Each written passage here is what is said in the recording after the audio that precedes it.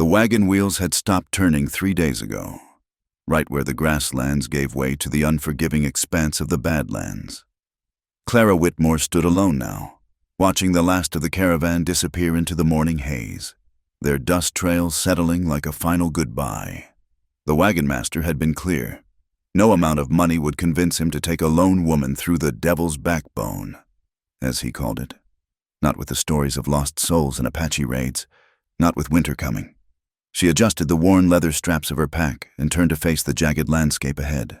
Red rocks jutted from the earth like broken teeth, and the wind carried nothing but sand and silence. At 32, Clara had buried a husband, lost a child, and endured years of cruelty from her late husband's family back in Philadelphia. The Badlands couldn't possibly hold more terror than what she'd left behind. The first day taught her about thirst. The water in her canteen lasted until noon, and by evening, her lips had cracked like old leather. She found a mud hole near some stunted cottonwoods, but the water was brown and bitter. She drank it anyway, straining it through her petticoat, remembering her mother's words about survival being uglier than death but twice as necessary. Night came fast in the Badlands. The temperature plummeted from scorching to freezing within an hour of a sunset. Clara huddled against a rock face, wrapped in the single blanket she'd managed to keep. In the darkness, coyotes called to each other across the canyons, their voices echoing off stone walls. She clutched the Navy Colt revolver she'd taken from her husband's study. 6 bullets. No spare ammunition. It would have to be enough. By the third morning, dehydration had begun playing tricks with her mind. She saw houses in the rock formations, heard piano music on the wind. Her dress, once blue cotton with small white flowers, was now torn and caked with red dust. The embroidered handkerchief her grandmother had given her, her last piece of home, slipped from her pocket somewhere along a narrow deer trail. She was too tired to go back for it. From his position high on the canyon rim, Sawyer Kane watched the woman stumble along the valley floor. He'd been tracking her for 2 days now, ever since he'd found her abandoned wagon. In 7 years of self-imposed exile in these Badlands, she was the first person to venture this deep alone, and a woman at that. Most folk had sense enough to stay away from this cursed country. He studied her through the rifle scope. Though he had no intention of using the weapon, she moved with a determination that surprised him, despite her obvious exhaustion. When she'd stopped to remove her boots and pour out the sand, he'd noticed the bruises on her arms. Old ones, yellow-green, the kind that came from grabbing hands, not accidents. He knew those kinds of bruises, had seen them on another woman's arms, long ago, before the war took everything. The wind shifted, and he caught something unexpected on the air, lavender and clean linen, somehow still clinging to her despite the dust and sweat. It came from the handkerchief he'd retrieved from the trail. Such a small thing, edged with lace, the initials CIW embroidered in one corner. He tucked it inside his vest, telling himself he'd return it if the opportunity arose. On the 4th day, Clara found the snake. She'd been following what looked like a game trail toward a cluster of dead willows, hoping for water. The prairie rattler was coiled in the shade of a flat rock, invisible until she was almost on top of it. The strike came faster than thought, fangs deep in the meat of her calf, just above her boot. Clara screamed, more from surprise than pain. She stumbled backward, fell hard on the sun-baked earth. The snake slithered away, its warning rattle fading into the silence. Already she could feel the burn spreading up her leg, hot as forge fire. She knew what came next. Her uncle had died from snakebite back in Pennsylvania. Took him 3 days of agony before the end. Out here, alone, it would be quicker. Maybe that was a mercy. She crawled to a small overhang of rock, seeking shade, and prepared to die. The fever came in waves. Clara drifted in and out of consciousness, sometimes back in Philadelphia in her marriage bed, sometimes drowning in an ocean of red sand. In her clearer moments, she used her knife to cut open her boot. Her leg had swollen to twice its size, the skin purple-black around the bite marks. Then, through the haze of poison and pain, she felt hands on her leg. Strong hands, sure and steady. A face swam into view, weathered as old leather, eyes gray as winter sky, a beard that hadn't seen scissors in years. He smelled of wood smoke and wild sage. "Don't move," he said, his voice rough from disuse. "This is gonna hurt." She tried to speak but only managed a whimper. He tied a strip of leather above the bite, tight enough to slow the blood. Then he bent to the wound. She felt the heat of his mouth, the pull as he drew out the poison, spitting it aside, again and again, until her vision went dark at the edges. "Why?" she managed to whisper. He didn't answer, just lifted her as if she weighed nothing. The last thing Clara remembered was the rhythm of his walking, steady as a heartbeat, and the strange comfort of being carried, like a child, like someone worth saving. She woke to the sound of water trickling over stone, real water, clear and cold. She lay on a bed of pine boughs covered with a buffalo hide. Inside what seemed to be a shallow cave, her leg throbbed, but the fever had broken. Beside her sat a cup of water and strips of dried meat, of the man who'd saved her. There was no sign. Clara drank deeply, ate what she could manage. Her rescuer had cleaned and bandaged the wound with strips of clean cloth. Where had he found clean cloth out here? He'd also left her pistol within reach, which struck her as oddly considerate for a man who lived like a hermit in the Badlands. She spent the day recovering, watching the play of light on the cave walls. By evening, she could stand, though walking was agony. She needed to move on, find water, shelter, some way to survive. But something made her linger. A hope, perhaps foolish, that her mysterious savior might return. As darkness fell, she built a small fire with the wood he'd left stacked nearby. The smoke would be visible for miles, but she was past caring about concealment. If death was coming for her in the Badlands, let it come by bullet or blade rather than thirst and slow starvation. She sat by the fire, cleaning her pistol with mechanical precision, a task that required no thought. The meditation was broken by the smallest sound, a pebble displaced, perhaps, or a breath of wind that didn't match the rest. She looked up to find gray eyes watching her from the edge of the firelight. "You should have stayed with the wagon train," he said.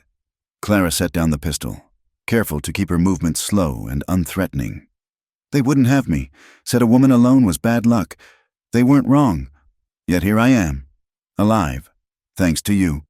He stepped into the light, and she got her first clear look at him, tall and lean, wearing clothes that had seen better decades. Canvas pants, a leather vest over a cotton shirt so faded she couldn't tell its original color. The rifle in his hands was well maintained, and he wore a Bowie knife on his hip. But it was his face that held her attention, scarred along the left jaw, weathered by sun and wind, but younger than she'd first thought. Maybe 40, maybe less. Hard living aged a man out here.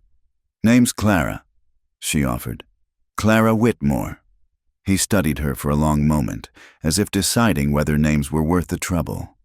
"Sawyer," he said finally. "Just Sawyer." "Well, just Sawyer. I owe you my life." "You owe me nothing." He set down a leather pouch near the fire, more dried meat from the look of it, and something wrapped in oilcloth that might be hardtack. "This should get you to Fort Laramie. If you follow the river north, stay out of the canyons. Keep to high ground when you can." "You're leaving?" "I live alone for good reason." "Mrs.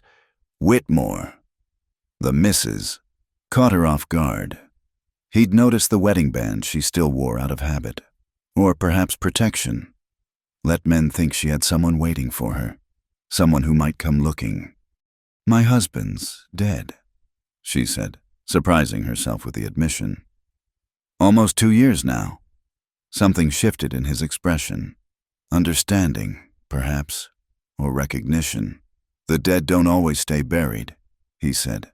"Sometimes it's better to keep running." Before she could ask what he meant, he'd melted back into the darkness, moving silent as smoke. Clara sat alone by the fire, wondering if she'd dreamed him, but the supplies were real enough, and her bandaged leg, and the faint scent of sage and wood smoke that lingered in the air. She thought of his eyes, gray and haunted, and wondered what ghosts chased a man into the Badlands to live alone. Whatever they were, they'd taught him to save strangers and vanish like morning mist. Perhaps that was enough to know. In the dying firelight, Clara made her decision. She wouldn't go to Fort Laramie, not yet. Something in this desolate country called to her. Maybe it was the silence, the way it didn't ask questions or demand explanations. Or maybe it was the mystery of a man who'd sucked poison from a stranger's wound, but couldn't bear to stay for thank you. Tomorrow, she'd follow the river as he'd suggested. But tonight, she'd allow herself to wonder if gray eyes were watching from the darkness, and whether the Badlands might offer something she'd never expected to find again, a reason to stop running. Clara followed the river for 3 days, but the feeling never left her, eyes on her back, a presence just beyond sight. At first, she thought it was her imagination, nerves still raw from the snake bite, but small things gave it away. Fresh moccasin tracks appearing beside her own when she backtracked, a rabbit skinned and left by her campsite, her water pouch mysteriously refilled while she slept. She should have been frightened. Instead, she found herself oddly comforted. Whoever watched her, and she was certain it was Sawyer, meant no harm. A man planning violence didn't leave gifts of food and water. On the 4th morning, she decided to test her theory. She left her camp deliberately messy, scattered her possessions as if searching for something lost, then hid behind a cluster of sagebrush to wait. The sun climbed high, and she'd almost given up when she saw him, a shadow moving between the rocks, approaching her camp with the caution of a wild animal. "I know you're there," she called out, stepping from her hiding place. Sawyer froze, his hand moving instinctively to the knife at his belt. For a moment, they faced each other across 20 yards of red sand, predator and prey, though Clara wasn't certain which role belonged to whom. "You're not heading to Fort Laramie," he said. It wasn't a question. "The river curved west. I followed it." "That's not what I meant." Clara lifted her chin. "Where I go is my business, Mr. Sawyer, though I thank you for the provisions." He studied her for a long moment, and she had the unsettling feeling he could read every thought in her head. "There's a storm coming," he said finally. "Sandstorm. You won't survive it in the open," as if his words had summoned it.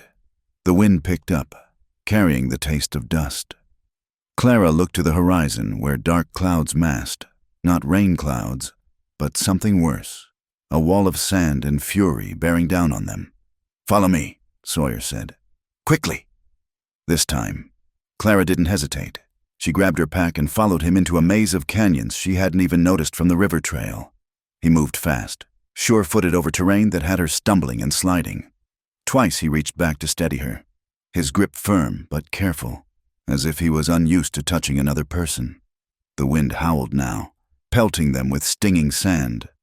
Clara pulled her shawl over her face, but it barely helped.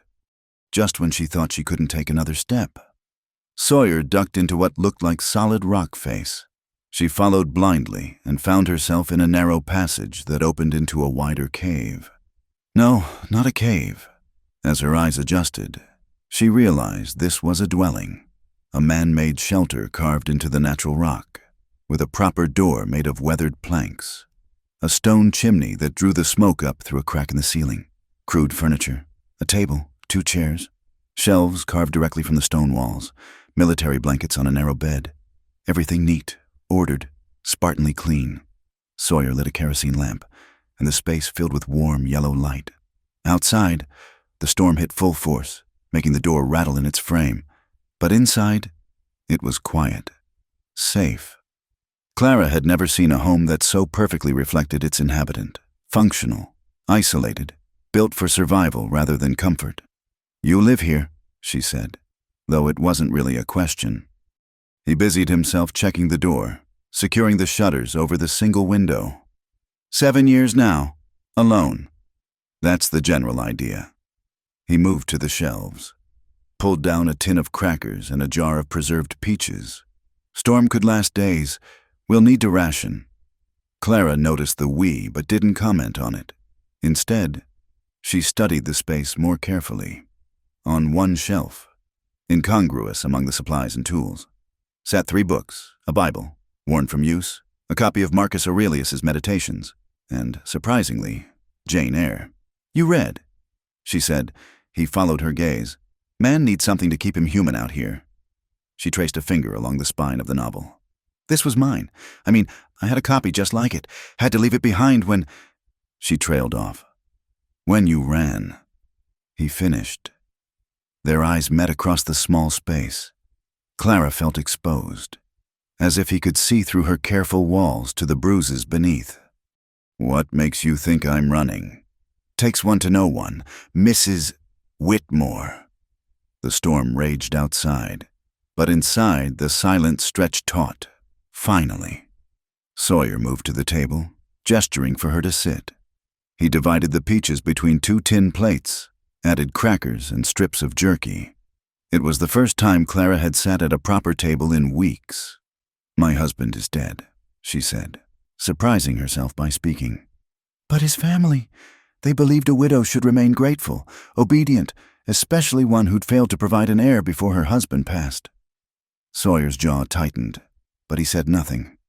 "They kept me like a servant. Worse than a servant, servants get paid." The words came faster now, like poison being drawn from a wound. "When I tried to leave, they had me declared hysterical, unfit. They had papers drawn up, doctors who'd swear to whatever they were paid to swear. So you ran. Took what money I could find. What jewelry was mine by rights. And yes, I ran. Bought passage on a wagon train with a false name. Thought I'd make it to California. Start over." She laughed bitterly. "Didn't quite work out that way." Sawyer pushed the plate of peaches toward her. "Eat, you're too thin." It was such a practical response, so unexpected, that Clara found herself almost smiling. She ate slowly, savoring the sweetness. Outside, the wind screamed like all the demons of hell, but the lamplight made a circle of warmth around them. "Your turn," she said when she'd finished. "What sends a man to live in a cave in the Badlands?" His gray eyes went flat. "That's not a trade I'm willing to make. Then we'll sit in silence until the storm passes." "Suits me fine." But the silence didn't last. As night fell and the storm continued its assault, Sawyer surprised her by pulling down the Jane Eyre. "Haven't read this in years," he said. Someone I knew liked it. Said Rochester reminded her of me, though I never saw the resemblance. Rochester was a good man with terrible secrets." Clara said carefully, "Most men are." He opened the book, handling it with unexpected gentleness. Would you mind reading aloud? Been a long time since I heard another voice speaking proper words."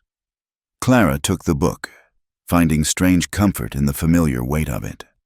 She began at the beginning, her voice rusty at first, then growing stronger. There was no possibility of taking a walk that day. As she read, she stole glances at him. In the lamplight, the harsh lines of his face softened. His eyes closed, not in sleep but in concentration, as if her voice was water and he was dying of thirst. When she paused to sip from the canteen, he opened his eyes. "Don't stop," he said quietly. "Please." So she read on while the storm raged. Somewhere in the 2nd chapter, he rose to tend the fire, moving silent as a ghost. He refilled her cup with water, adjusted the lamp when it began to smoke. Small courtesies performed with an unconscious grace that spoke of a different life, before whatever had driven him here, when her voice finally gave out, sometime near midnight. She set the book aside. The storm had lessened, but not passed. Sand still whispered against the door like searching fingers. "I'll take the floor," Sawyer said, already pulling blankets from a trunk. "This is your home. I won't put you out of your bed, and I won't have a lady sleeping on stone. This isn't a debate. Mrs. Whitmore." The formality of it, the careful distance he maintained even while showing kindness, touched something in Clara. "My name is Clara. Just Clara." He paused in spreading the blankets. "Get some rest." "Clara." She lay on the narrow bed, wrapped in a blanket that smelled of cedar and smoke. Sawyer settled by the fire, his rifle across his knees, positioned between her and the door. Guardian or jailer, she wondered, then decided it didn't matter. For the first time in years, she felt safe enough to sleep deeply. She woke once in the darkest hour to find him sitting at the table, writing by lamplight. His face in profile was younger than she'd thought, late 30s perhaps, aged by weather and whatever weight he carried. The scratching of his pen was rhythmic, meditative, a journal. She realized. She wondered what words a man wrote when he thought no one would ever read them. When morning came, the storm had passed. Sunlight leaked through cracks around the door, painting golden lines across the floor. Clara found Sawyer already awake, or perhaps he'd never slept, making coffee on the small stove. "Storm blew itself out," he said without turning. "You can move on today if you've a mind to." "And if I don't?" He turned then, coffee pot in hand, and she saw the war in his eyes. Want against wisdom, need against necessity. "This is no place for you, Clara. I'm no fit company for anyone, let alone—" "Let alone what? A woman? A widow? Someone else who's running?" He poured coffee into 2 cups, his movements carefully controlled. "Let alone someone who deserves better than what the Badlands can offer." Clara rose, wrapping the blanket around her shoulders. She crossed to the table, took one of the cups, let the warmth seep into her hands. "Maybe I'm not looking for better. Maybe I'm just looking for different." They stood there in the morning light, 2 damaged souls taking measure of each other. Finally, Sawyer nodded once, sharp and decisive. "You can stay until your leg heals properly. After that," he shrugged. "After that, we'll see." It wasn't a promise. It wasn't even real permission, but it was enough. Clara sipped her coffee and watched the sun paint the red rocks gold, wondering if she'd finally found a place where the past couldn't follow. Or perhaps, she thought, glancing at Sawyer's scarred profile, a place where everyone's past was welcome, because everyone here was running from something. The days fell into a rhythm Clara hadn't expected to find in the wilderness. Mornings began with coffee strong enough to strip paint, shared in companionable silence while the sun painted the canyon walls. Sawyer would disappear after breakfast, checking trap lines or hunting, always leaving her with specific instructions. Keep the fire low, don't venture past the marked rocks. 1 gunshot if there was trouble, 2 if it was urgent. She spent those solitary hours learning the harsh grammar of survival, how to stretch water between the weekly trips to the hidden spring, how to make soap from yucca root and ashes, how to read the sky for weather, the rocks for shelter, the wind for danger. Her soft hands grew calloused, her pale skin darkened by sun. The woman in the mirror, when she bothered to check the small piece of polished tin that served as one, looked nothing like the Philadelphia widow who'd fled in silk and desperation. 3 weeks into her stay, she woke to find Sawyer hadn't returned from his morning hunt. The sun climbed higher, past noon, toward evening.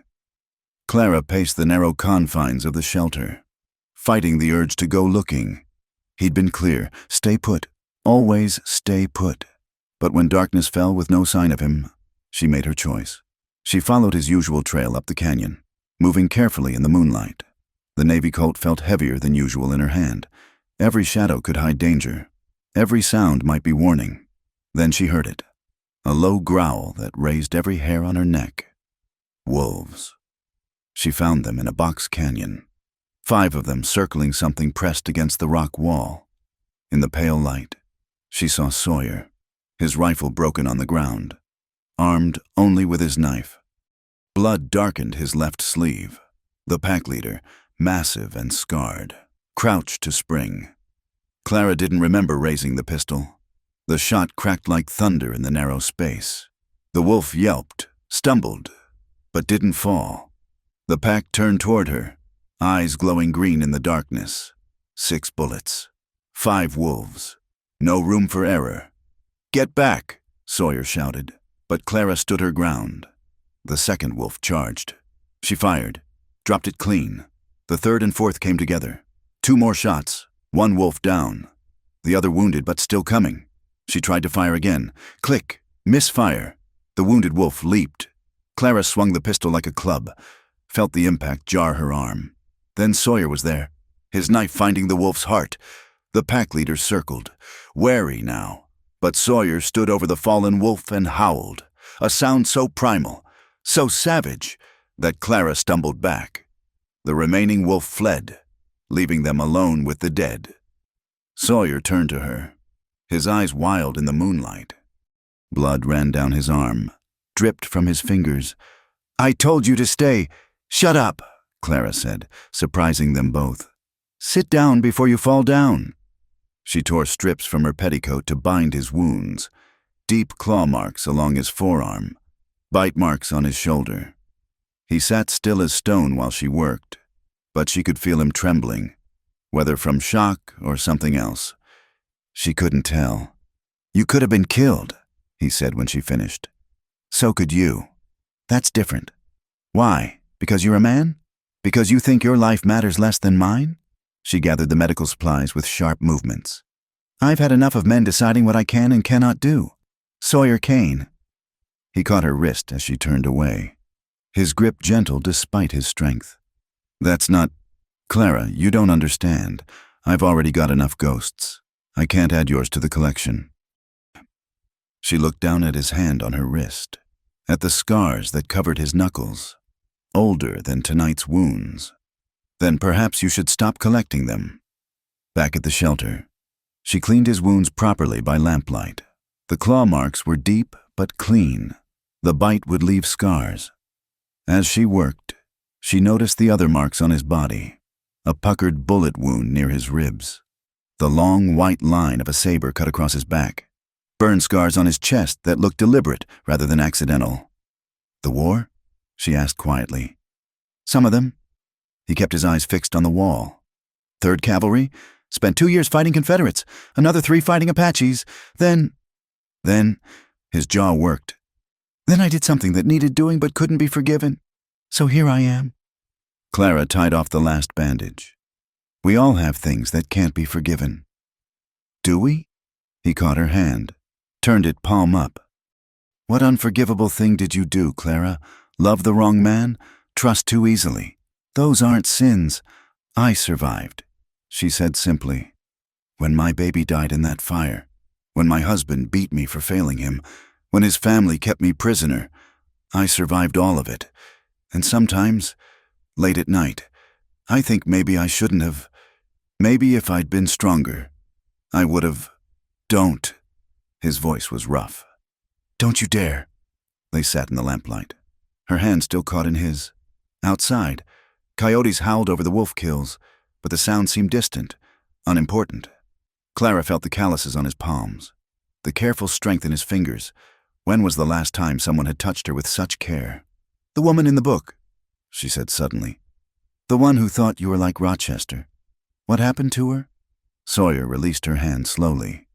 "She died. Apache raid on a settlement near Fort Grant. I was supposed to protect them. The whole cavalry was. But bad intelligence sent us to the wrong valley. By the time we'd realized..." He stood abruptly, moved to the window. "Her name was Margaret. We were going to marry after my tour ended." Clara joined him at the window, looking out at the star-drunk sky. "I'm sorry. It was 8 years ago. Grief doesn't keep a calendar." He glanced at her, something shifting in his expression. "No, I suppose it doesn't."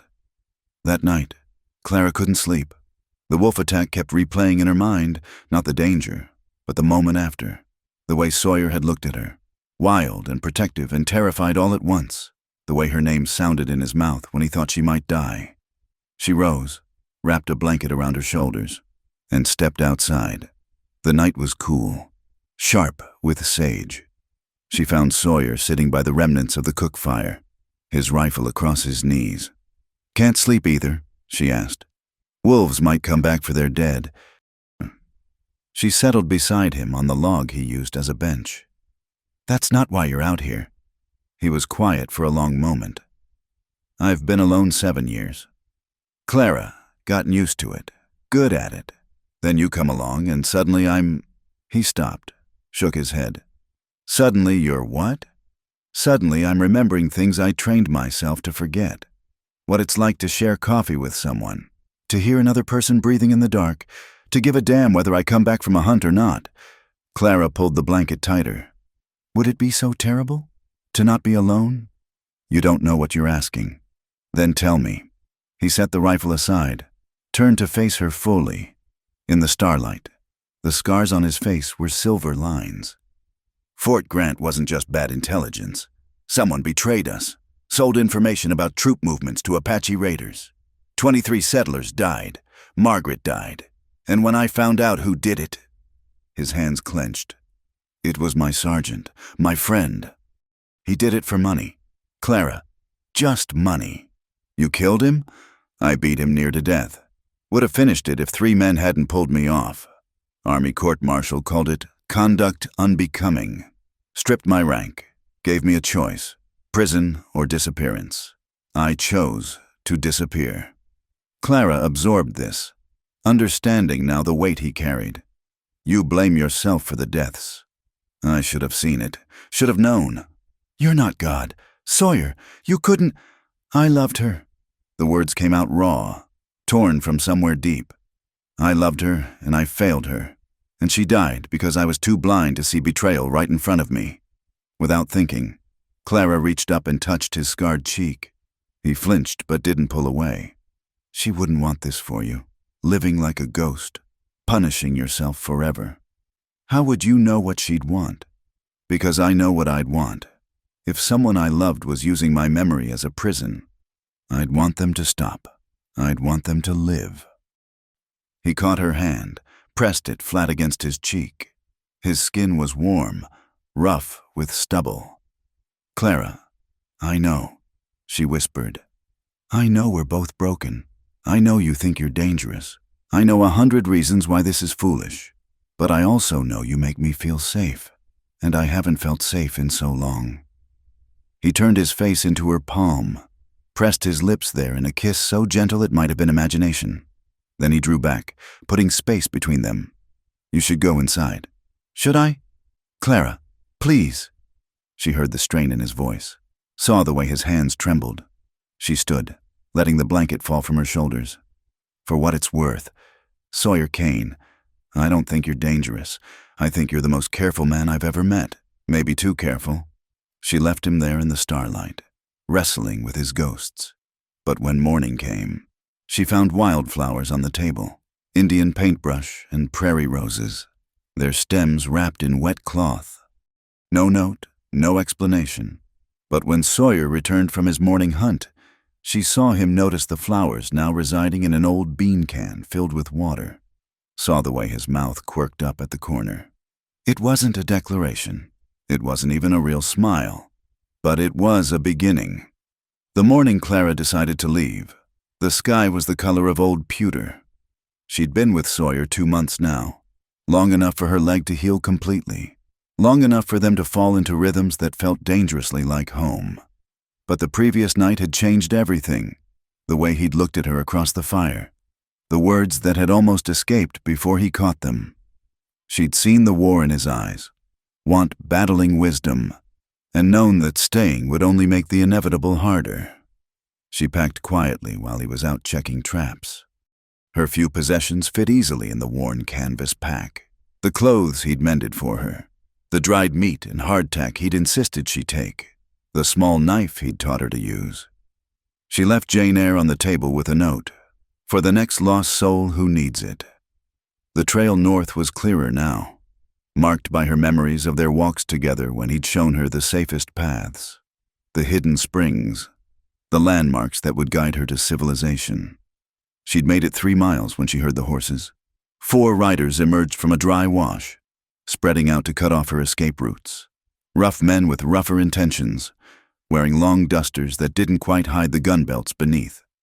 Clara recognized the type, bounty hunters, the kind who made their living off wanted posters and didn't much care whether they brought their quarries back breathing. Well, well, the leader said, touching his hat brim in mockery of courtesy. Mrs.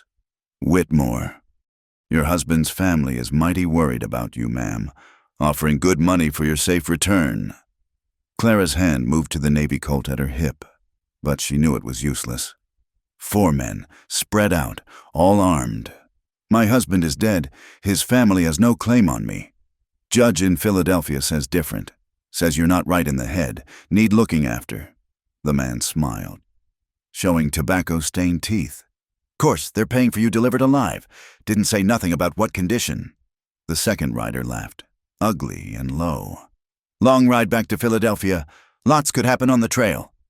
Clara backed against a boulder, calculating distances, angles, the likelihood of getting even one shot off before they took her. The odds were worse than bad. Drop the iron, lady, the leader said, his smile fading. Don't make this harder than it needs to be. Clara's fingers found the grip of the pistol. She'd rather die here, clean under the wide sky, than be dragged back to that house, that life. She drew the weapon.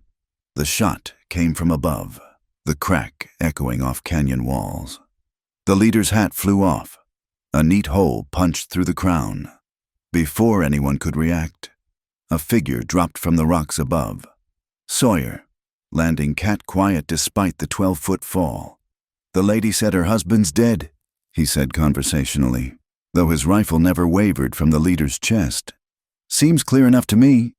This ain't your business, mister, the leader said, but his voice had lost its confidence. Everything in these Badlands is my business. Sawyer's voice carried the kind of quiet menace that raised hackles. You boys are trespassing. 4 against 1 ain't good odds, friend. Sawyer smiled then, and it was terrible to see. Apache called me Ghost Killer. Want to find out why? The third rider, younger than the others, nervous, went for his gun. Sawyer moved faster than thought, rifle butt to the boy's jaw, spinning to put the unconscious rider between him and the others, knife suddenly in his hand. The blade flew, taking the fourth rider in the shoulder, spinning him out of the saddle.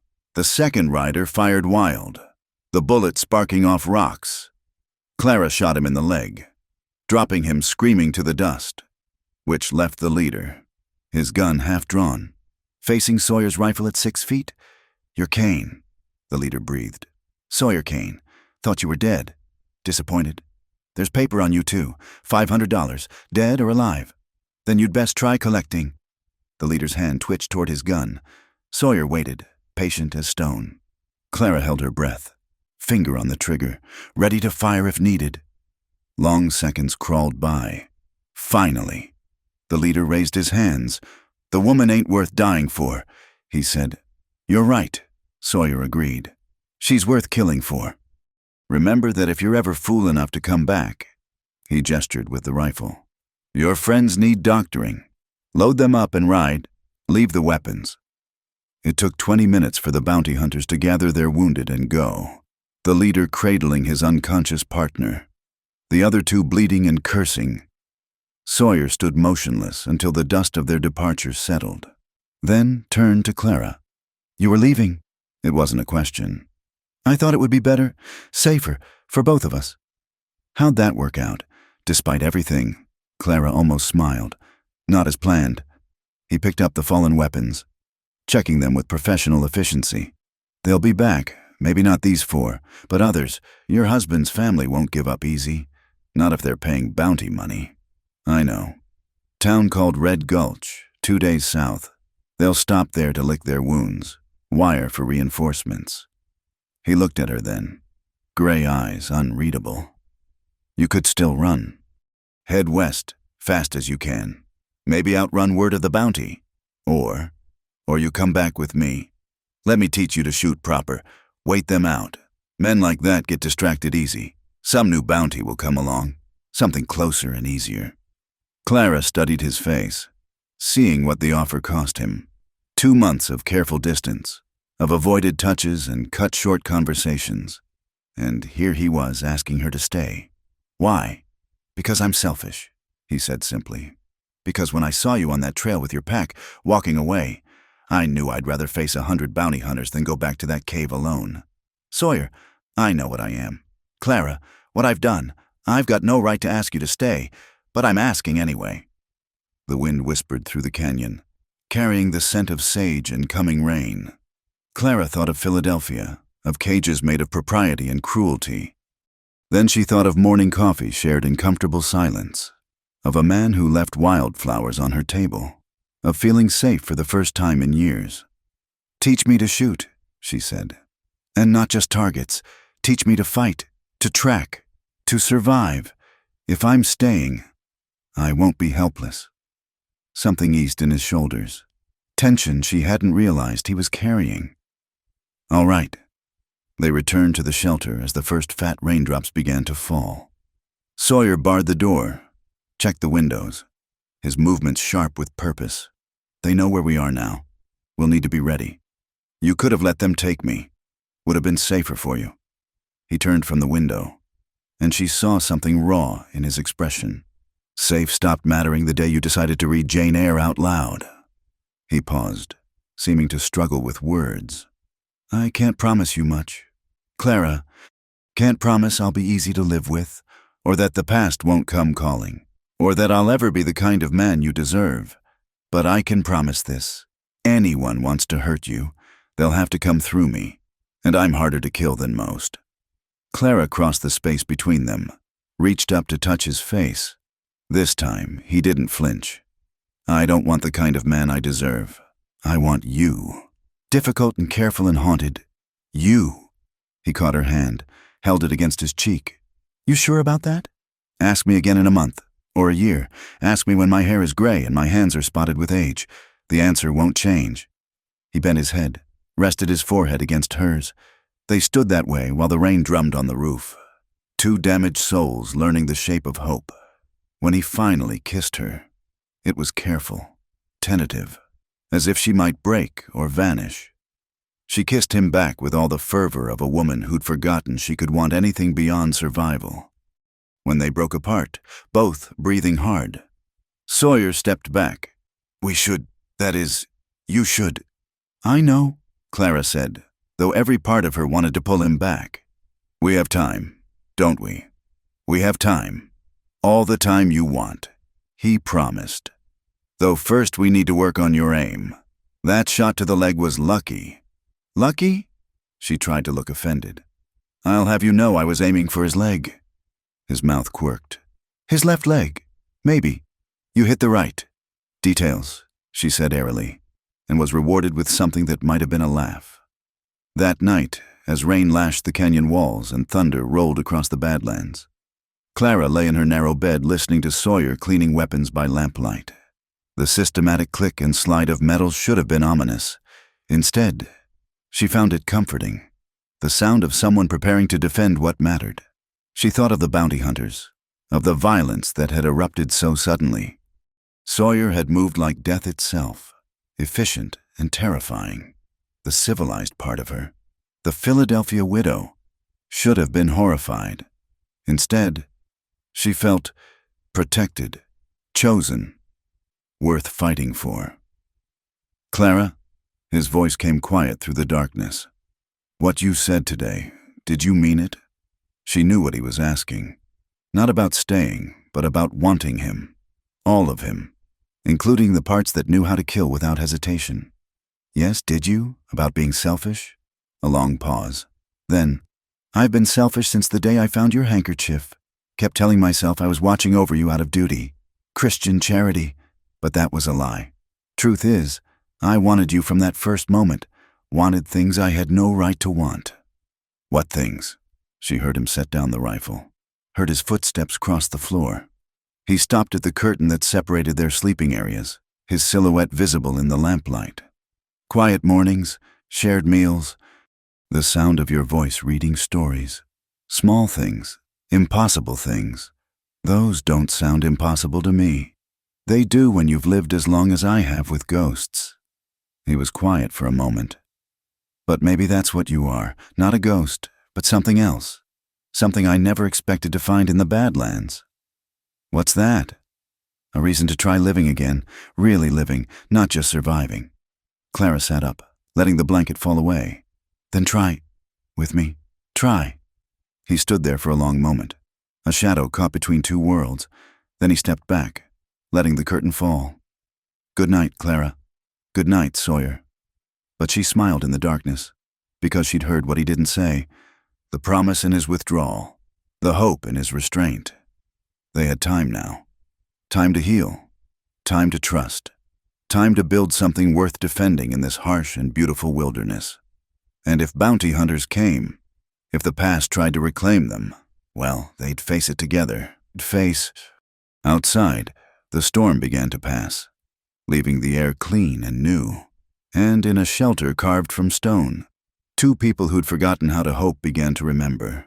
Spring came to the Badlands like a hesitant bride, bringing wildflowers that bloomed and died within days. Brief rains that turned the red earth green for precious moments. Clara and Sawyer had rebuilt the old cabin from ruins they'd found in a more defensible canyon, working side by side through the warming days. The new place was larger than the cave dwelling. 2 proper rooms, a stone fireplace, windows positioned to watch all approaches. Clara had learned to shoot straight and true, to move quiet as a shadow, to read sign in the dust. But more than that, she'd learned the rhythms of partnership, when to speak and when to let silence heal, how to navigate around the sharp edges of memory, the small daily negotiations of 2 solitary souls learning to be together. They'd been living this new life for 3 months when the fever took her. It started as exhaustion after a long day planting the kitchen garden. By evening, she was burning hot, then shaking with chills. Sawyer put her to bed, dosed her with willow bark tea, but by midnight she was delirious, calling for people who weren't there, her dead child, her mother, names he didn't recognize. "Tommy," she wept, reaching for something invisible. "Tommy, Mama's here. Don't cry. Sweet boys, don't cry." Sawyer held her while she thrashed, wiped the sweat from her face, forced water between her cracked lips. He'd seen camp fever take soldiers in hours, strong men reduced to husks. The nearest doctor was 3 days away in Fort Laramie. Too far, too late. On the second night, she fell too quiet, her breathing shallow, skin gray as ash. Sawyer knelt beside the bed, this man who'd stopped praying the day Margaret died and found words he'd thought forgotten. "Not her," he whispered to whatever might be listening. "Take me instead if you need payment, but not her, not again." Whether from prayer or stubbornness or simple luck, the fever broke near dawn. Clara opened clear eyes to find Sawyer slumped beside the bed, his hand wrapped around hers, his face haggard with 3 days watching. "You look terrible," she whispered. He jerked awake, stared at her like she might vanish. Then he was touching her face, her throat, checking for fever with shaking hands. "Don't you ever—" his voice broke. "Don't you dare do that again. I'll try to schedule my near-death experiences more conveniently next time." He pulled her against him then, careful of her weakness but desperate in his hold. She felt him shaking and realized this hard man, this killer of men, was crying. Silent tears for what might have been lost. "I thought I was losing you," he said against her hair. "Thought I was watching it happen again and couldn't stop it. Couldn't—" "Shh." She stroked his back, feeling the tension there, the fear. "I'm here. I'm not going anywhere. I can't do this again. Clara, bury someone. He stopped, pulled back to look at her. "We need to make this proper, legal. I need to know you're mine to protect, mine to keep safe. Will you, that is, would you? Are you proposing to me while I look like death warmed over? You look beautiful. You look alive. That's all that matters." He cupped her face in his hands. "Marry me. Let me give you my name, whatever protection it offers. Let me try to be the man you deserve." Clara studied his face, the scars, the weathered skin, the gray eyes that had seen too much but still found room for tenderness.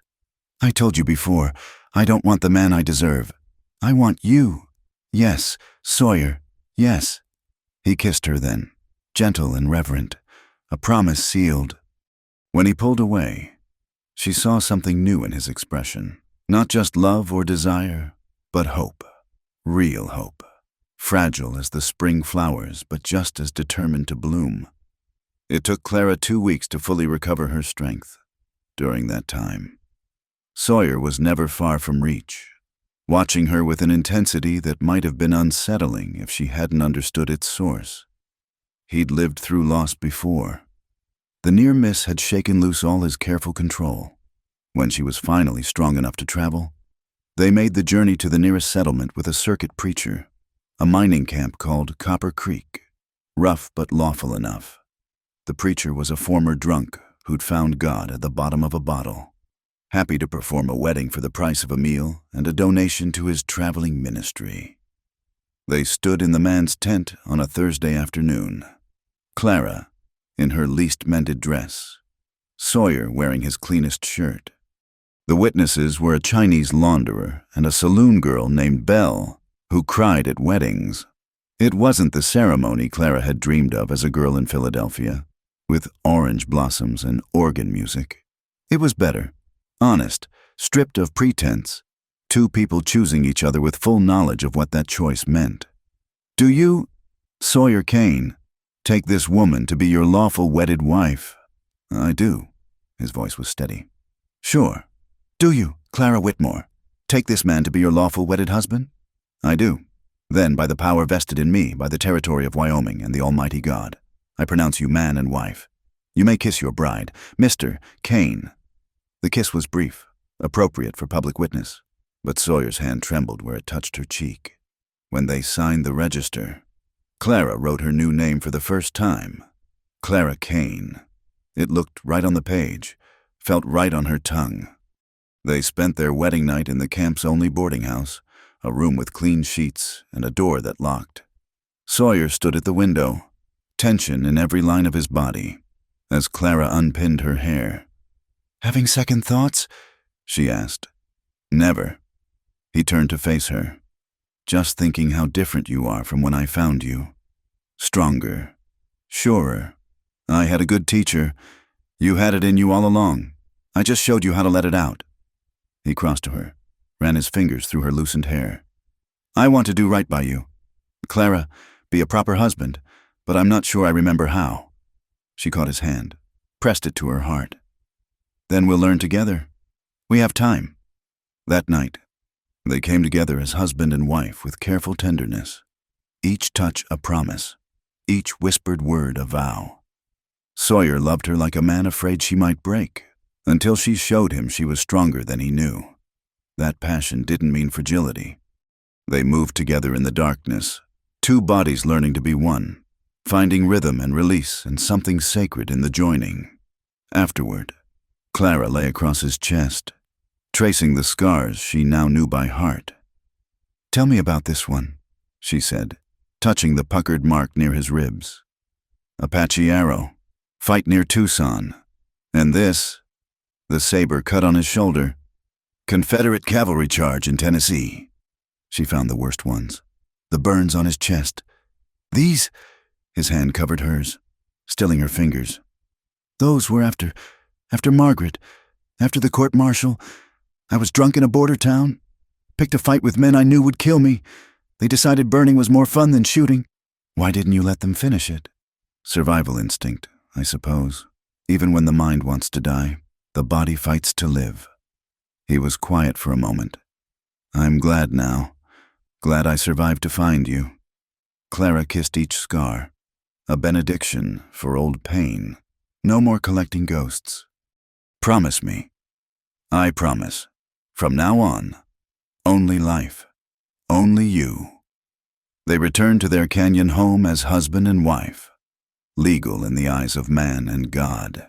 The cabin felt different now. Not just a shelter, but truly home. Clara hung curtains she'd bought in Copper Creek. Small domesticities that transformed the space.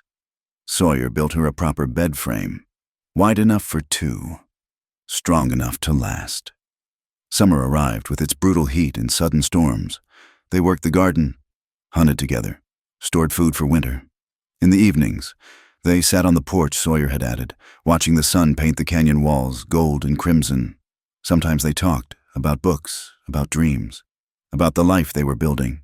Sometimes they sat in comfortable silence, her head on his shoulder, his arm around her waist. One evening, as purple shadows filled the canyon, Clara felt a flutter in her belly. She'd been suspicious for weeks. The nausea, the fatigue she'd blamed on summer heat, the monthly blood that hadn't come. But this quickening was confirmation. "Sawyer," she said quietly, "I have something to tell you." He looked down at her, instantly alert to the change in her tone.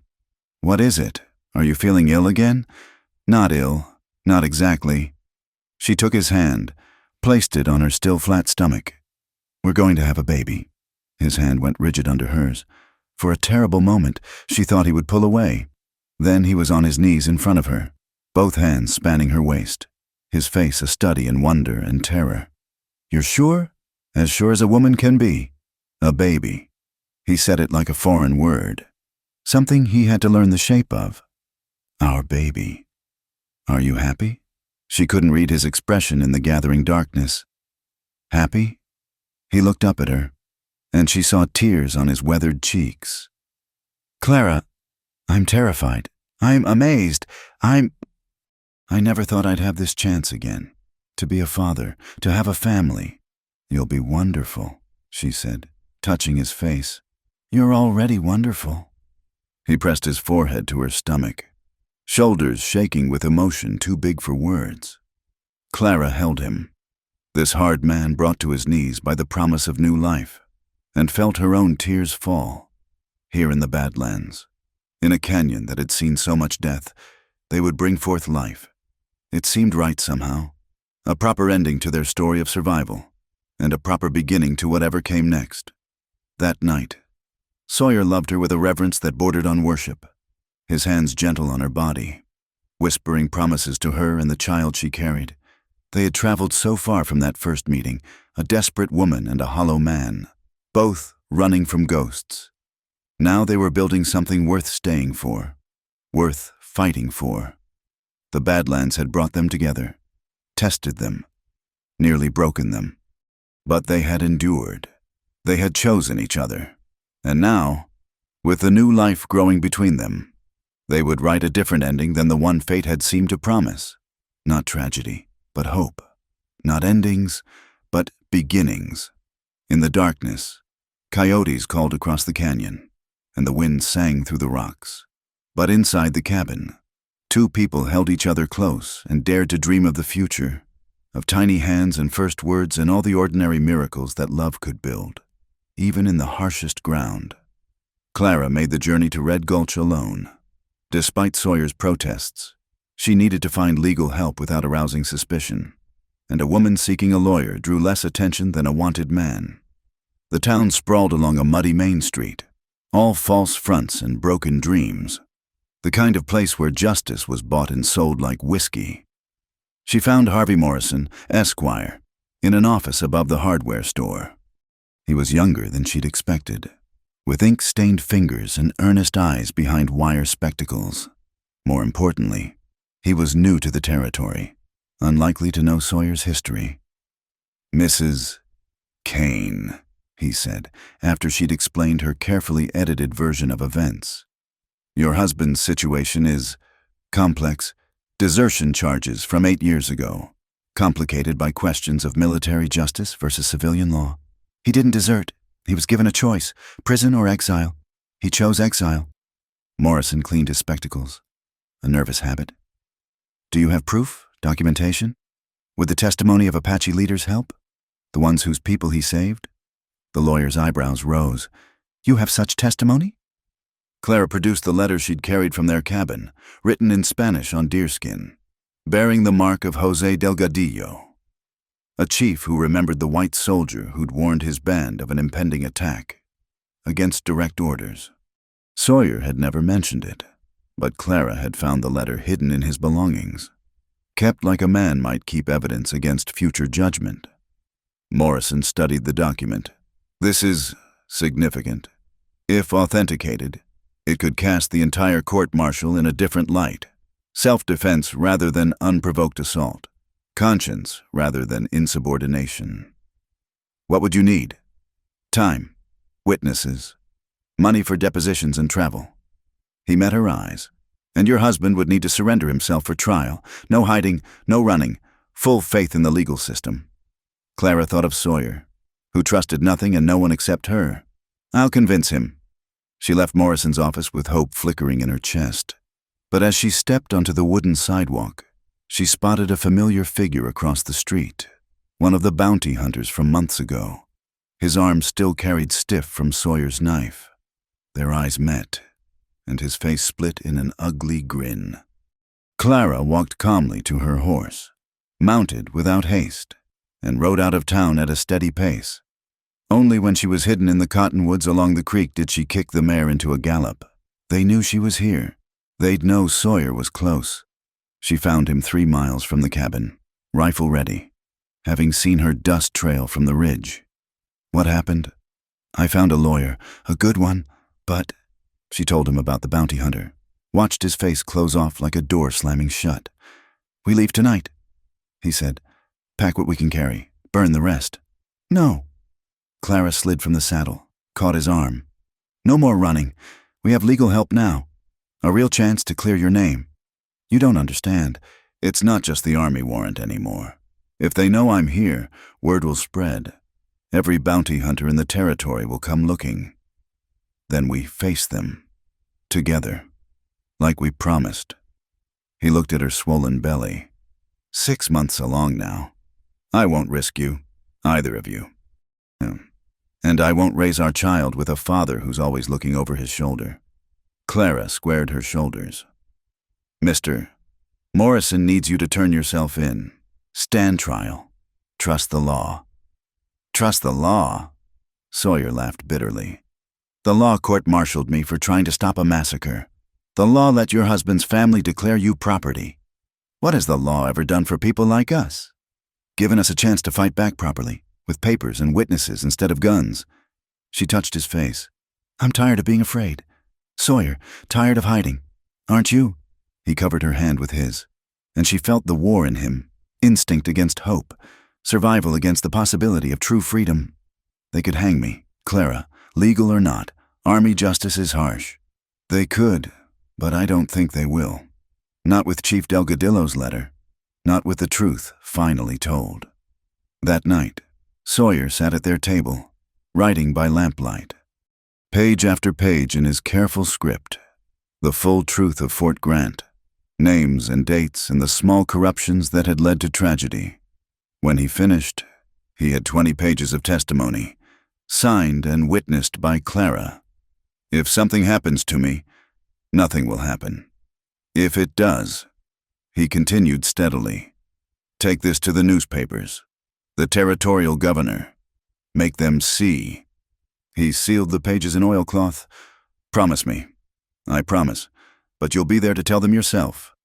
3 days later, they rode into Red Gulch together.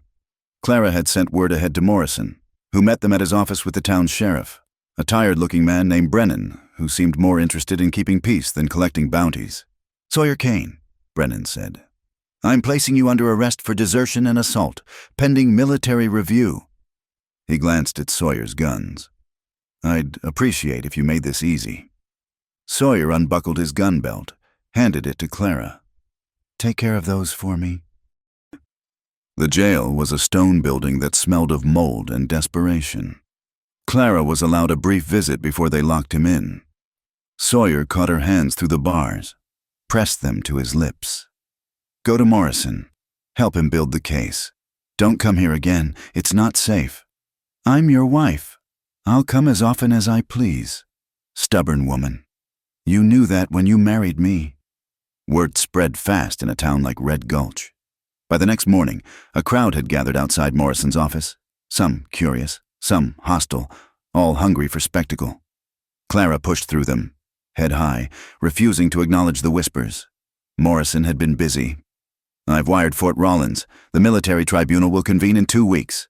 I've also sent requests for depositions from surviving members of your husband's unit. And Chief Delgadillo. A messenger left this morning for the Apache reservation. Whether they'll come. He spread his hands. Clara spent the next days gathering evidence, writing letters, pleading Sawyer's case to anyone who would listen. She found unexpected allies. The Chinese launderer who remembered Sawyer buying medicine for sick miners. The saloon girl Belle who'd witnessed their wedding and spoke of his kindness. Slowly, a different picture emerged of the man Red Gulch had labeled a killer. But she also felt the threat growing. Rough men watched her boarding house. Her horse's saddle was cut one night. A note slipped under her door. Murderers hang. They're widows, too. She was returning from another meeting with Morrison when they took her. A hood over her head, hands binding her wrists, the baby kicking frantically as they threw her in a wagon. She heard familiar voices, the bounty hunters, but others too. They'd made common cause, it seemed, all the men with paper on Sawyer Kane. They locked her in a root cellar somewhere outside town, cold and dark, water dripping from unseen stones. One of them, not the leader, but younger, crueler, ran his hands over her swollen belly. Shame to waste a pretty widow? Maybe after your man hangs. Touch her again and I'll kill you. The leader's voice, sharp with authority. She's bait, nothing more. Kane will come for her. And when he does, but Sawyer was locked in a cell. Clara thought desperately, how could he come for anyone? She found out that night when explosions rocked the jail. Through the cellar's ventilation grate, she saw the orange glow of fire, shouts, gunshots, the thunder of horses. Then silence. Hours passed. Clara huddled in the darkness, cold and terrified, praying for her child, for Sawyer, for any kind of miracle. When the cellar door finally opened, she blinked in the lantern light, unable to see who stood silhouetted there. "Clara?" She sobbed at the voice. Not Sawyer, but Sheriff Brennan, his face grim and smoke-stained. "Mrs. Kane, are you hurt?" "The jail, my husband. He's alive. Come on, let me get you out of here." The ride back to town was a blur. Brennan explained in terse sentences. Sawyer's old unit brothers, the ones who'd survived Fort Grant, had come, not for the law, but for him. They'd broken him out, shooting their way through the bounty hunters who'd been waiting to collect. "Where is he?" Clara demanded. "Gone. Left this for you." A note in Sawyer's hand. "Trust Morrison. Present the evidence. I'll come back when it's safe. All my love." Clara crumpled the note. Fury replacing fear. After everything, he'd run. Left her to face this alone. She thought of their promises, their vows, the life they'd built, and wanted to scream. Instead, she straightened her spine and looked at Brennan. "I want those men arrested. Kidnapping, assault, attempted murder. Ma'am, they're long gone. Then find them. I'm pressing charges. And I want protection until my husband's trial." "Trial? Mrs. Kane. He's a fugitive now." "There won't be." "There will be a trial," Clara said flatly. "He'll be there. He promised, and Sawyer Kane keeps his promises." But even as she said it, she wondered. The Badlands had taught them both to survive at any cost. What if the cost this time was too high? What if the ghost of the soldier he'd been couldn't overcome the man he'd become? She pressed a hand to her belly, feeling the child move. "Your father will come back," she whispered. "He has to." Morrison met her at his office, face grave. "Mrs. Kane, with your husband's escape, the situation has become significantly more complicated. The trial will proceed as scheduled." Clara said, "With or without him, but without his testimony, then we'd better make sure the other evidence is overwhelming." She sat down heavily, exhaustion pulling at her bones. "What do you need me to do?"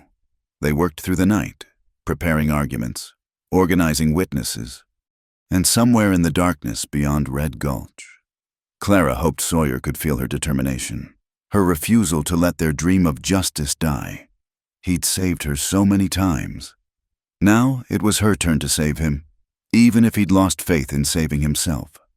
They returned to the cabin to find it ransacked but standing, broken furniture, scattered supplies, but the walls Sawyer had built remained strong.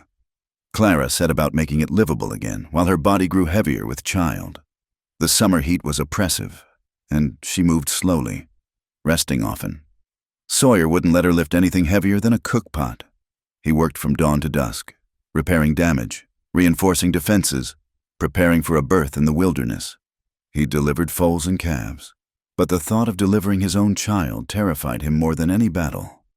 "We should go to town," he said for the 100th time. "Find a midwife. No town will have us now." Clara reminded him. Not with the prices on our heads. The trial had proceeded without them.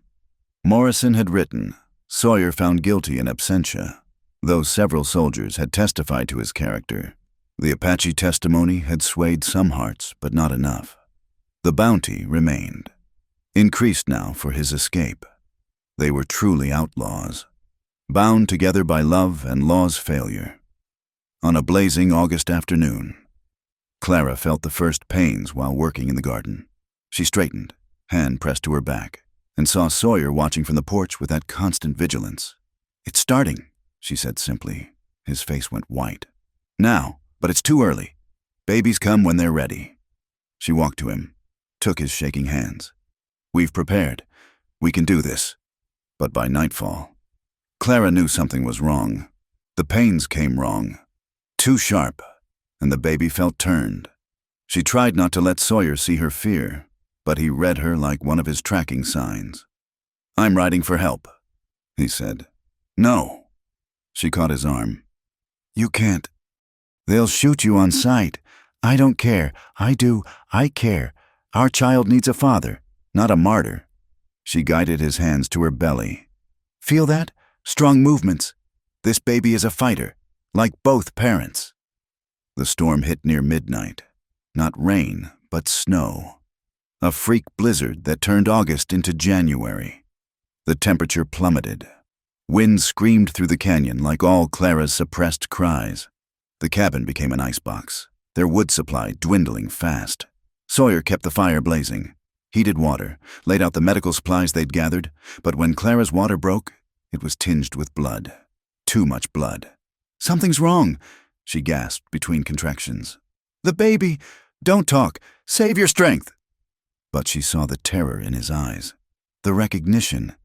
He'd seen this before, on the frontier where women died birthing as often as not. "Sawyer," she caught his face between her hands. "Listen, if it comes to a choice, no. If you have to choose, save the baby." "I said no." His voice cracked. "I won't lose you, not you too." The next hours blurred together, pain beyond description. Sawyer's hands trying to turn the baby. Clara biting through a leather strap to keep from screaming. The storm raged, trapping them in a white wall of death. No help could come even if they dared summon it. Then, just as Clara felt herself slipping toward darkness, the baby turned. One final, terrible push, and a thin cry cut through the wind's howling. "It's a boy," Sawyer said, voice thick with wonder. "Clara, we have a son." She was too exhausted to speak, but she reached for the baby. Sawyer laid him on her chest, tiny, perfect, screaming his fury at the cold world. While Sawyer worked to stop her bleeding, Clara counted fingers and toes, smoothed the dark hair so like his father's. "What do we call him?" Sawyer asked when the crisis passed, when Clara lay clean and bandaged with their son nursing weakly at her breast. "James," she said. "After my father, James Samuel Kane. Samuel was my brother's name. Died at Antietam." Sawyer touched the baby's cheek with one scarred finger. James Samuel Kane. Little Sam. The blizzard lasted 3 days. They huddled together in the bed, conserving warmth, taking turns keeping the fire alive. Clara drifted in and out of consciousness, weakened by blood loss. The baby struggled too. Too small, born too soon. Sawyer held them both like a man holding back death through will alone.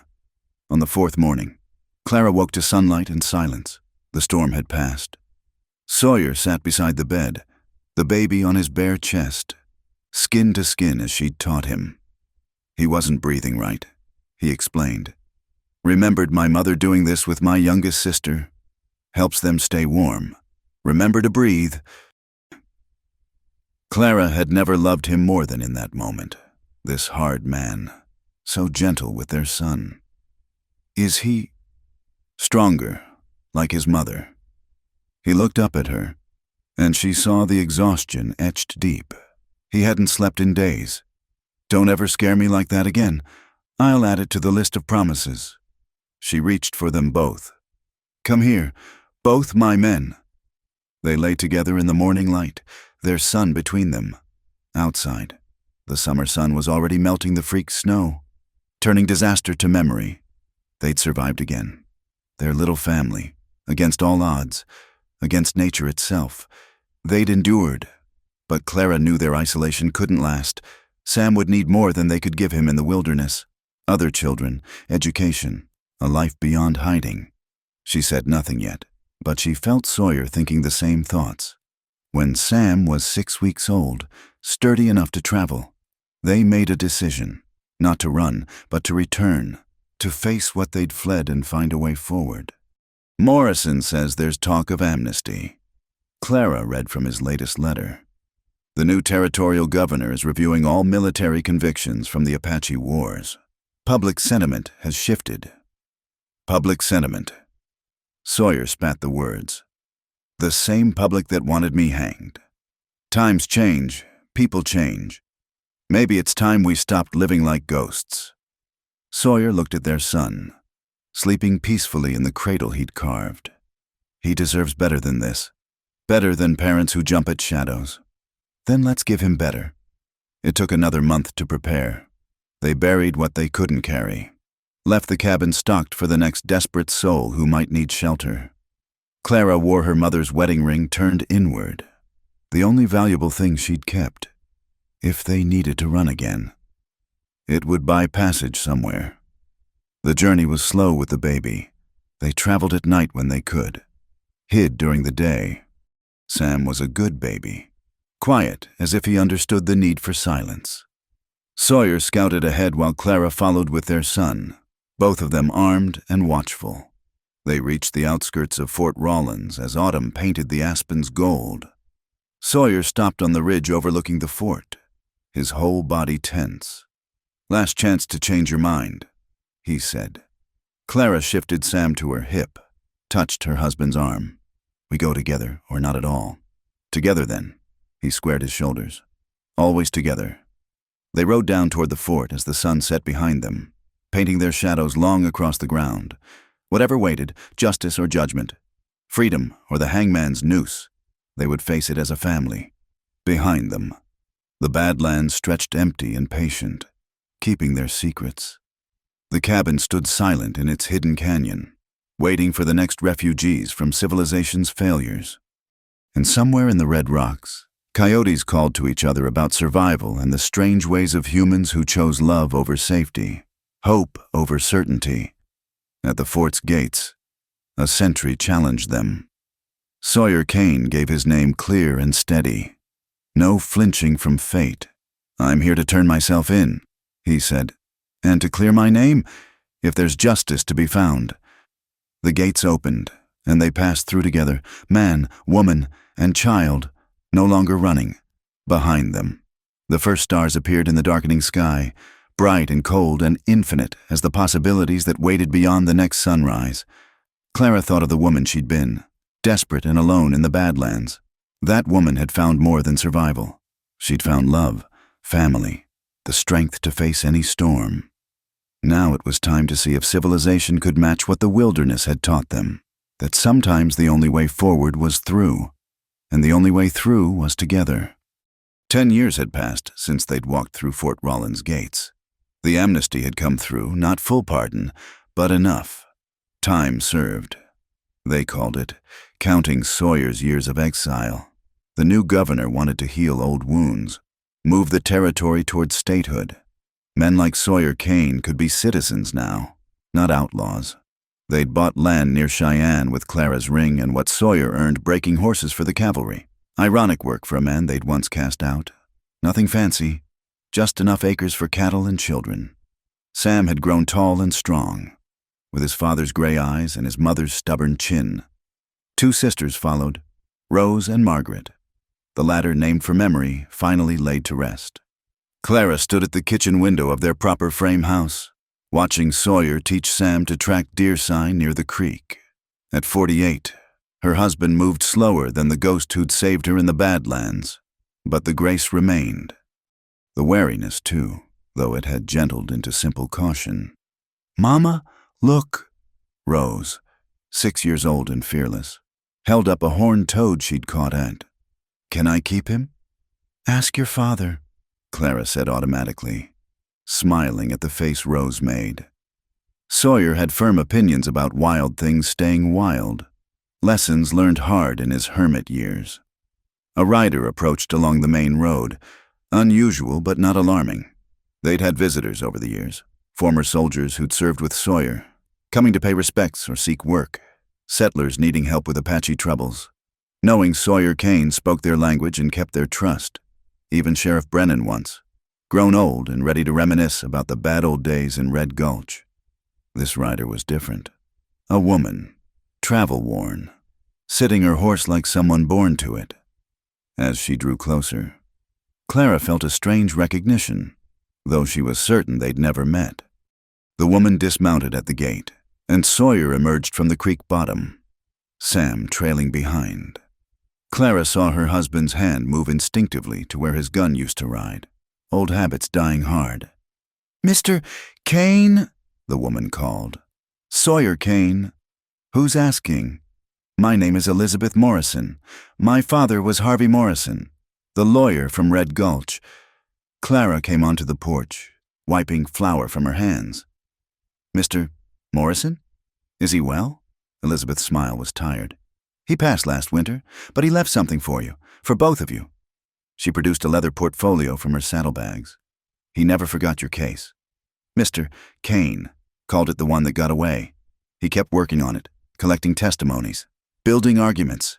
He said if justice delayed was justice denied, then perhaps justice delayed long enough might circle back to being justice restored." Sawyer took the portfolio with careful hands, as if it might bite. Inside were pages and pages of documentation, affidavits from soldiers, reports from Indian agents, even a letter from the general who'd presided over the original court-martial, admitting doubts in his retirement. "Why?" Sawyer asked roughly. "Why did he keep working on this?"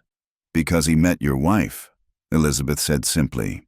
"He said any woman who'd walked through that mob to defend her husband deserved to see him truly free, not just amnestied, but exonerated." Clara felt tears prick her eyes. Dear Mr. Morrison, with his ink-stained fingers and belief in law's eventual justice. "There's more," Elizabeth continued. "The new state constitution includes provisions for reviewing military convictions from the territorial period. With this documentation, you could petition for full restoration of rank and benefits, back pay even." "I don't want their money," Sawyer said. "Then do it for them." Elizabeth nodded toward the children. "So they never have to wonder if the stories about their father are true." That night, Clara found Sawyer sitting by the creek where he'd taught Sam to read sign. The portfolio lay beside him, pages ruffling in the evening breeze. 40 years old before I met you," he said without turning. 7 more years before I let myself believe I could have this life. Now they want to give me back what they took, as if time can run backward." Clara settled beside him, comfortable with his moods after all these years. "Maybe it's not about getting back what was taken. Maybe it's about confirming what you built in spite of it." He looked at her then, and she saw the young sergeant he'd been, the hermit he'd become, the husband and father he was now, all of them present in his weathered face. "You saved me, you know," he said, "not just from the snake bite, from the slow poison of being alone, from becoming something worse than dead." "We saved each other," Clara corrected. "That's what partners do." They sat in companionable silence, watching the last light fade from the sky. In the house behind them, their children laughed over some game, normal sounds of a normal life, hard-won and precious. "I'll do it," Sawyer said finally. "File the petition. Not for me, but so Sam and the girls never have to carry the weight of a lie about their father." Spring came early that year, melting snow from the mountains in rushing torrents. Clara worked her garden while Sawyer and Sam repaired winter damage to the fences. Rose and Margaret played in the mud, their dresses hopeless but their joy infectious. The letter arrived on an ordinary Tuesday. Clara signed for it, hands trembling slightly at the official seal. She waited until Sawyer came in for lunch. The whole family gathered around the kitchen table. "It's from the governor's office," she said. Sawyer set down his coffee cup carefully. "Read it." Clara broke the seal, unfolded the heavy paper. By order of the governor of the state of Wyoming, and with the full review of the Military Board of Corrections, the conviction of Sergeant Sawyer Matthew Kane is hereby overturned. All rights and privileges accorded to his rank are restored, with commendation for services to peace between the United States Army and the Apache Nation. Furthermore, her voice caught. Sawyer reached across the table, took her hand. Furthermore, she continued, a full pension is granted, retroactive to the date of wrongful conviction, in recognition of the injustice done to a soldier who placed conscience above orders and humanity above regulation. What does that mean, Papa? Rose asked. Sawyer was quiet for a long moment. Then he smiled. A real smile. Free of shadows. It means the truth won, little one. Eventually, the truth won.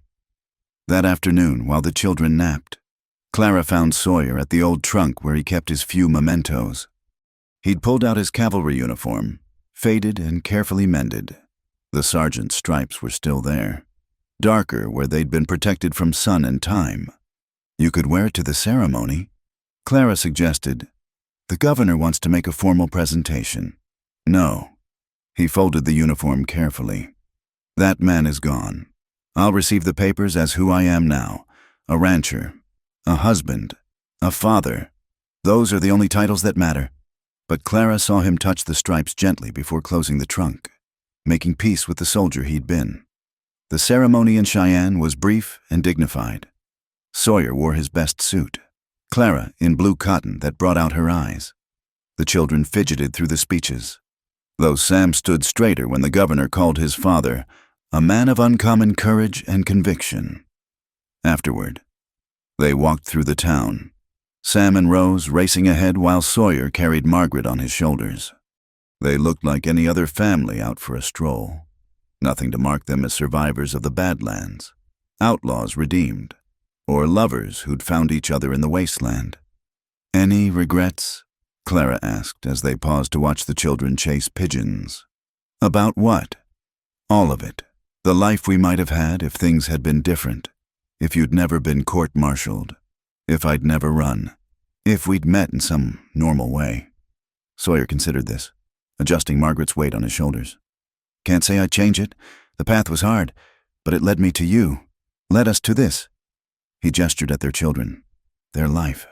The ordinary miracle of a Tuesday afternoon in town. Seems like a fair trade. That night, back at their ranch, they sat on the porch watching stars emerge in the vast Wyoming sky. The children were asleep. The house quiet. The land peaceful around them. I've been thinking about that couple, Clara said. The desperate woman and the hollow man who met in the Badlands. Sometimes I can barely remember being them. I remember, Sawyer said softly. I remember every moment. Finding your handkerchief. Watching you refuse to die. The first time you said my name. Would you do it again? Save a stranger in the desert? He pulled her close, pressed his lips to her hair. Every time. In every life. I'd always choose you. Clara Kane. In the distance, coyotes called to each other across the darkness. The sound had once meant danger, loneliness, the wild heart of untamed country. Now it was just background music to their civilized life, a reminder of where they'd been and how far they'd come. Tell me, Clara said, settling deeper into his embrace. Do you miss it sometimes? The solitude, the simplicity of that cave? I had solitude for 7 years. Nearly killed me. This, he gestured at their home, their life together. This is what I was looking for. Even when I thought I wanted to be alone. You and the children. You're my shelter now. My safety. My home. The coyotes sang on, their wild music carrying across the plains. And on a porch in Wyoming, two people who'd saved each other held tight to their hard-won happiness, knowing that some stories end not with drama, but with quiet contentment, not with speeches, but with silence, not with the extraordinary, but with the blessed ordinary of lives lived well together. Inside the house, their children slept peaceful and unafraid. The badges and papers of official exoneration lay in a drawer, important but no longer essential. What mattered was this: the warmth of two bodies grown familiar, the shared breath in darkness, the knowledge that whatever tomorrow brought, they would face it together. The Badlands had taught them to survive. But here, in the gentle country of their later years, they had learned something harder and more precious: how to live, simply, fully, gratefully, together. "I love you," Clara whispered to the night and the man beside her. "And I love you," Sawyer answered. "Always have, always will, until the last star falls and the coyotes sing no more." It was enough. More than enough. It was everything. Thank you so much for joining me on this journey through Clara and Sawyer's story. If you're listening to this tale tonight, I'd love to know where you are, whether you're by a cozy fire, on a long drive, or perhaps under the stars like our characters once were. Please subscribe to Wild West Campfire for more stories of love and survival from the American frontier. And share your thoughts about Clara and Sawyer's journey in the comments below. Until next time, partners.